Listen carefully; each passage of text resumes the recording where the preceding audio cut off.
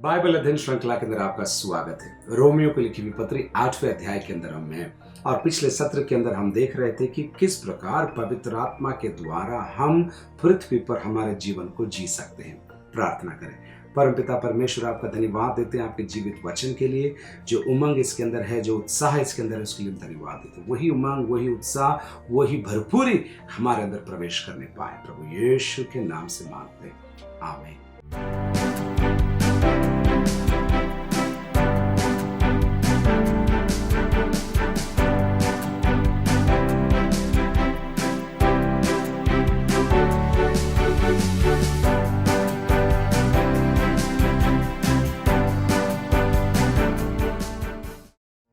पिछले सत्र के अंदर हमने देखा 1 आयत से लगाकर 8 आयत तक, रोमियो की पत्री 8वें अध्याय से मैं बोल रहा हूं कि किस प्रकार अब हम पर जो मसीह यीशु में है दंड की आज्ञा नहीं है।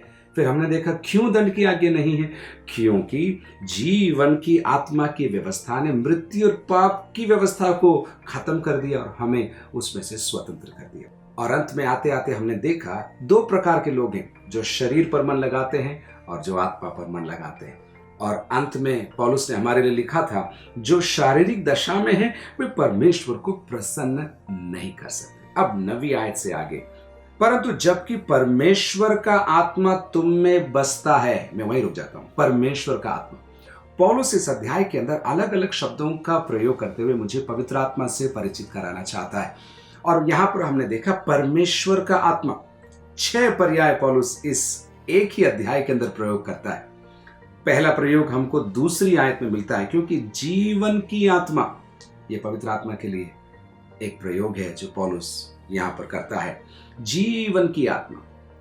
फिर उसके बाद अभी हमने देखा परमेश्वर का आत्मा 8 के 9 में, 8 के 14 में भी है, इसलिए कि जितने लोग परमेश्वर के आत्मा के चलाए चलते हैं। स्क्रीन पर आपके लिए सूची आ रही है, लेकिन मैं आपको उसे बोलकर भी बताना चाहता हूं। तो पहला जीवन का आत्मा, उसके बाद परमेश्वर का आत्मा, और फिर आत्मा।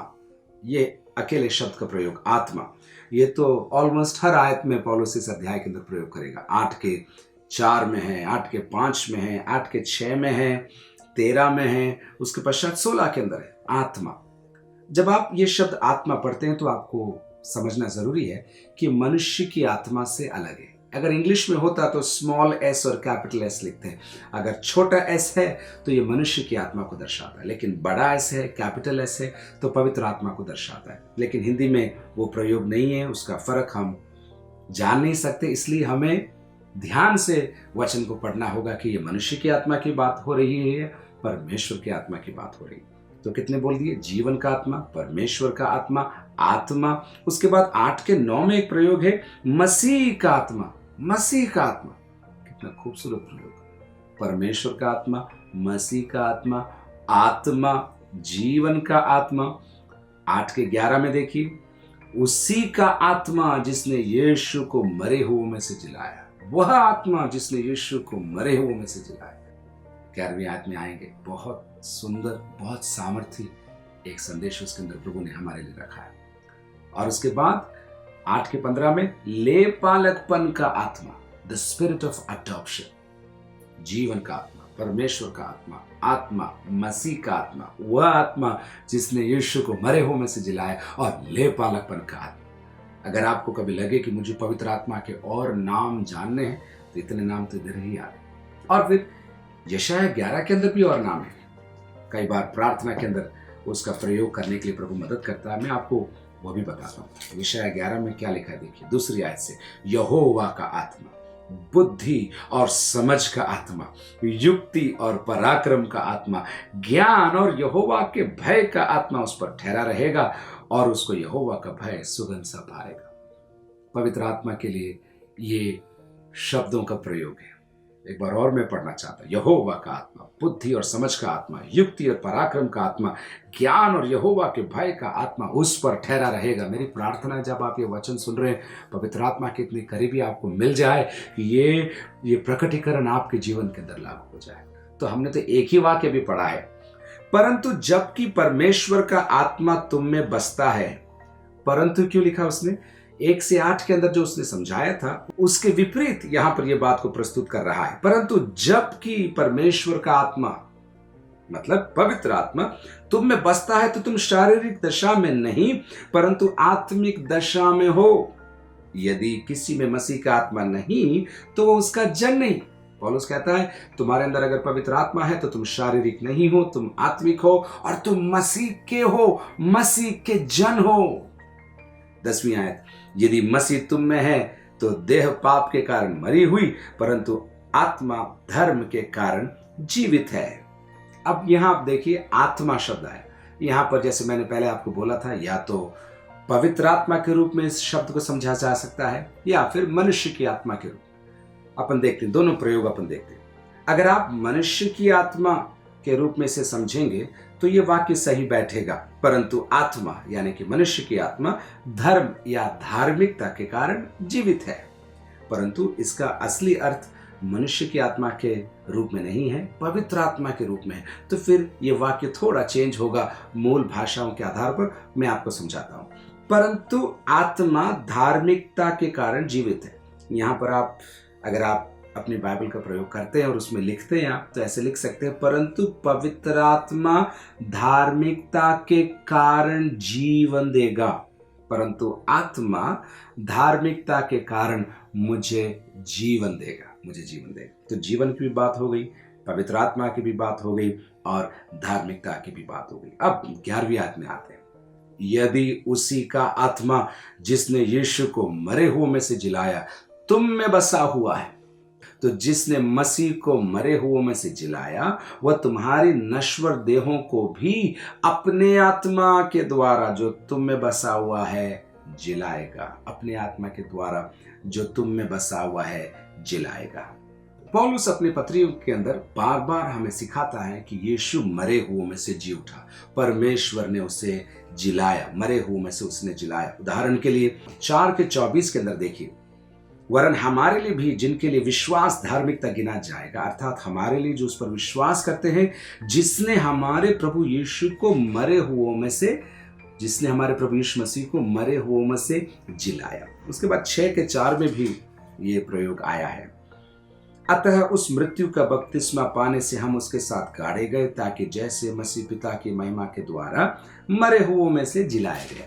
तो न केवल रोमियो के अंदर लेकिन पहला कुरिन्थियों के अंदर, गलातियों के अंदर, ऑलमोस्ट हर पत्री के अंदर यीशु मसीह के जी उठने के बारे में पौलुस लिखता है, लेकिन केवल यहीं पर वो ये बात पवित्र आत्मा के द्वारा हुआ हमें सिखाता है।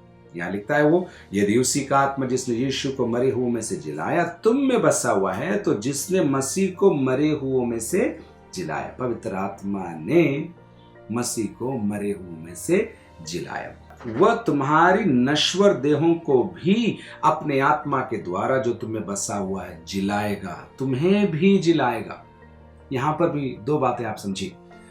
जीवन के अंत में, पुनरुत्थान के समय जब तुरही फूकी जाएगी, मेरा ये नश्वर शरीर मैं छोड़ दूंगा और एक अमर शरीर का धारण करूंगा और मसीह को मैं देखूंगा, मसीह को मैं देखूंगा। उसके विषय पौलुस यहां पर संकेत कर रहा है, लेकिन न केवल अंत में होने वाले इस रूपांतरण के विषय में, लेकिन व्यक्तिगत दैनिक जीवन के अंदर जैसा जीवन मुझे यीशु की इच्छा के अनुसार जीना है, उसे जीने के लिए भी पवित्र आत्मा मेरी मदद करेगा। डीके बोलते हैं इंग्लिश के अंदर, एक सड़ांग है हमारे शरीर के अंदर, हमारी सोच के अंदर, हमारे उठने बैठने के अंदर एक सड़ांग है। पवित्र आत्मा मृत्यु पश्चात ही नहीं, लेकिन जब मैं जीवित हूं उस सड़ांग को दूर कर कर जीवन डालता जाता है, जीवन डालता जाता है। मेरे अंदर के पाप के जहर को खत्म करते हुए जीवन का आत्मा मेरे अंदर प्रवेश कर कर पिता की मर्जी को मुझे पूरा करने के लिए दिन प्रतिदिन हर समय मुझे वो मदद करता है। लेकिन मुझे उसकी मदद लेना सीखना है, मुझे उसकी मदद लेना सीखना है। वो हावी होकर नहीं कहेगा मैं पवित्र आत्मा हूं तुझे ये करना है आज, नहीं, वो हमको ऑप्शन देगा, हमें उस तरफ बढ़ाएगा, लेकिन चुनने की प्रक्रिया हमारी है। हमें चुनाव करना है, शारीरिक बातों पर मन लगाने के लिए नहीं, लेकिन पवित्र आत्मा की मदद से हर दिन, हर बार कहाँ गाड़ी खड़ी करूं, पार्किंग में कौन सी जगह लूं, कौन सा सामान खरीदूं, मैंने आपको पहले बताया। ये सारी बातें आपको सीखना है और ये पवित्र आत्मा आपको सिखाएगा।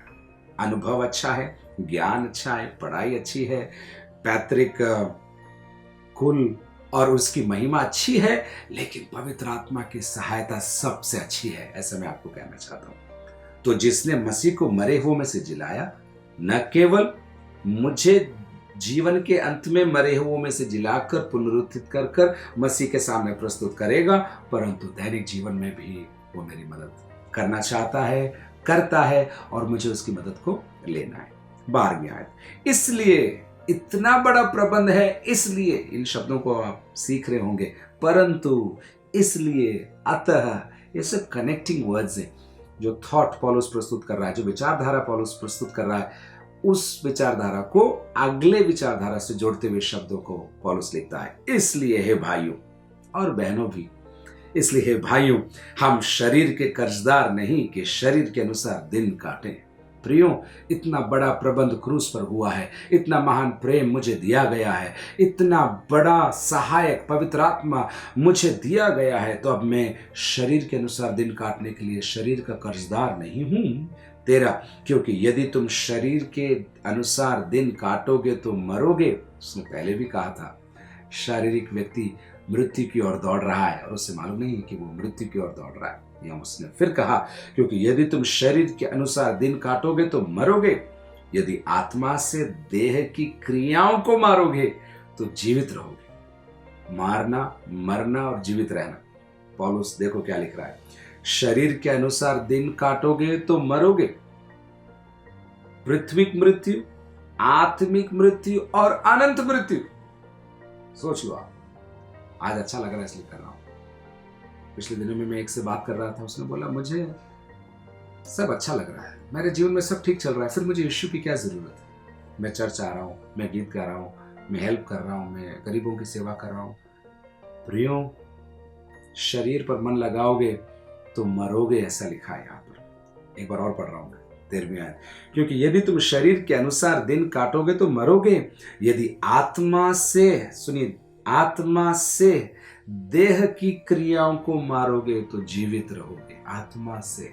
कुछ लोग शरीर से ही शरीर की क्रियाओं को मारना चाहते, निर्णय लेते हैं, विशेष करके नए साल में। इस साल मैं बिल्कुल झूठ नहीं बोलूंगा, इस साल मैं बराबर प्रभु के भवन में जाऊंगा, इस साल मैं प्रार्थना करूंगा, इस साल मैं दानी बनूंगा, मैं निरंतर प्रभु के भवन में भेंट चढ़ाऊंगा। ये निर्णयों की लिस्ट शाम होते होते पता नहीं कहां चले जाती, क्योंकि शरीर पर काबू नहीं पा सकता। इसलिए पवित्र आत्मा हमें दिया गया है। और पौलुस लिखता है, आत्मा से देह की क्रियाओं को मारोगे तो जीवित रहोगे। 14, इसलिए कि जितने लोग परमेश्वर के आत्मा के चलाए चलते हैं वे ही परमेश्वर के पुत्र हैं। फिर इसलिए आ गया वहां पर, इसलिए कि जितने लोग परमेश्वर के आत्मा के चलाए चलते हैं। सुनिए सुनिए सुनिए, चलाए चलते, निरंतर प्रक्रिया है। एक बार नहीं, संडे टू संडे नहीं, क्रिसमस टू क्रिसमस नहीं, या क्रिसमस टू ईस्टर नहीं, जो आत्मा के चलाए चलते हैं। और अगर आप आत्मिक है, आपको लग रहा है, तो दिन में एक बार नहीं, मॉर्निंग डिवोशन के टाइम नहीं, फैमिली प्रेयर के टाइम ही नहीं, निरंतर निरंतर। देखिए पौलुस क्या लिख रहा है, इसलिए कि जितने लोग परमेश्वर के आत्मा के चलाए चलते हैं वे ही सुनिए, वे ही परमेश्वर के पुत्र हैं या संतान है। आगे, क्योंकि तुमको दासत्व की आत्मा नहीं मिली कि फिर भयभीत हो, परंतु ले पालकपन की आत्मा मिली है, जिससे हम हे अब्बा, हे पिता कहकर पुकारते हैं। तुम गुलाम थे, तुम बैरी थे, तुम दूर थे, लेकिन अब तुम पास बुलाए गए हो, तुम मित्र कहलाए गए हो। और उतना ही नहीं, पौलुस कहता है, तुम्हें अभी अधिकार मिला है, यह संबंध तुम्हारा हो गया है, तुम्हें गोद लिया गया है कि तुम हे अब्बा, हे पिता कहकर पुकारते हो।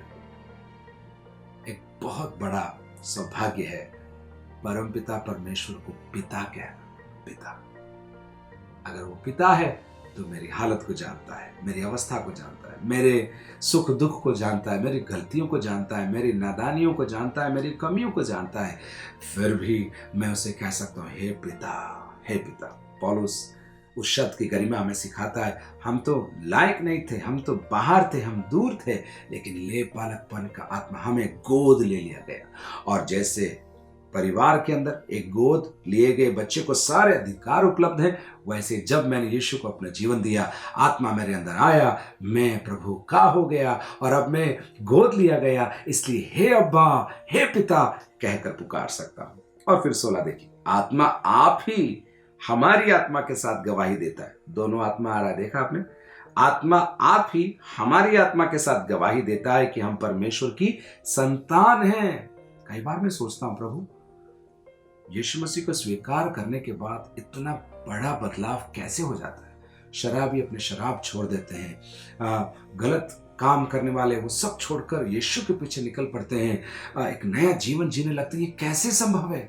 कई बार मैं प्रार्थना में इस विषय को लेकर सोचता हूं, लेकिन यहाँ लिखा है, उसका जवाब यहाँ है, आत्मा आप ही हमारी आत्मा के साथ गवाही देता है कि हम परमेश्वर की संतान हैं। फिर 17 देखिए, और यदि संतान हैं तो वारिस भी, वरन परमेश्वर के वारिस और मसीह के संगी वारिस है।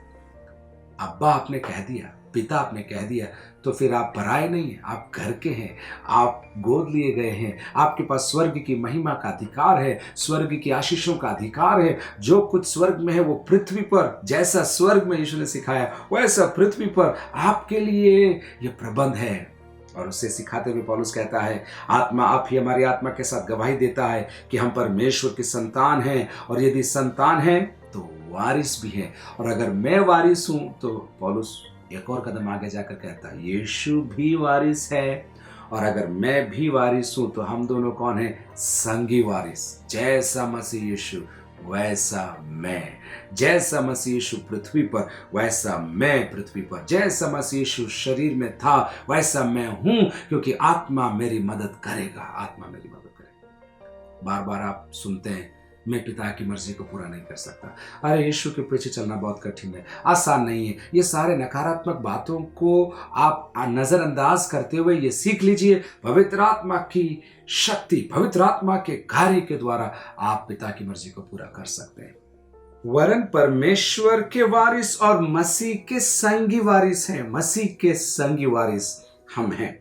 अब पौलुस आगे के भाग के विषय हमें एक वाक्य में बताता है, और उसे खोलकर अगले भाग में हमें बताएगा। वह लिखता है कि जब हम उसके साथ दुख उठाएं तो उसके साथ महिमा भी पाएं। दुख उठाएं तो उसके साथ महिमा भी पाएं। दुख उठाना और महिमा पाना। आने वाले भाग में वो भविष्य में प्रकट होने वाली महिमा के बारे में हमें सिखाएगा, लेकिन उसे इंट्रोड्यूस करते हुए एक ही लाइन में हमें वो कहता है, जब हम उसके साथ दुख उठाएं तो उसके साथ महिमा भी पाए। दुख उठाना मसीही जीवन का एक अभिन्न अंग है। इसको लेकर हम घमंड नहीं कर सकते, परंतु एक वास्तविकता है। चाहे वो सताव के कारण हो, चाहे आंतरिक निर्णयों के कारण हो, परिस्थितियों के कारण हो, अलग अलग तरीकों से मेरी और आपकी परीक्षा होती है, और हमें दुख उठाना है मसीह के खातिर, कि जब हम उसके साथ दुख उठाएं तो उसके साथ महिमा भी पाए।